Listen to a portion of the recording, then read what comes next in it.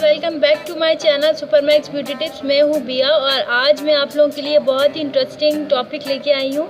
आज का हमारा टॉपिक है होठों का फटना, होठों को नर्म और मुलायम बनाना। और सो गाइस, हमारे होठ एक्चुअली में हमारे होठ जो समर है उसमें कुछ ज़्यादा ही ख़राब हो जाते हैं, ब्लैक पड़ जाते हैं। सो गाइस, इसके लिए मैं एक छोटा सा नुस्खा लेके आई हूँ जो कि बहुत ही बेनिफिशियल है। आप इसे ज़रूर ट्राई कीजिएगा। इसके लिए मैं टमाटो प्यूरी ऐड करूँगी और सेब के जो बीज होते हैं उसको मैंने पीस लिया है।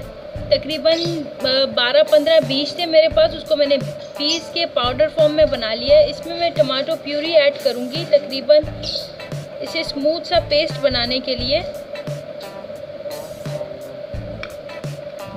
सो गाइस, ये बन चुका है। आप इसे स्क्रब के तौर पे अपने लिप्स में ऐड करें और स्क्रब लगाएं इसको लिप्स पे। तकरीबन 10 मिनट तक इससे मसाज करें राउंडली और उसके बाद आप ठंडे पानी से मुंह धो लें, पूरे लिप्स धो लें।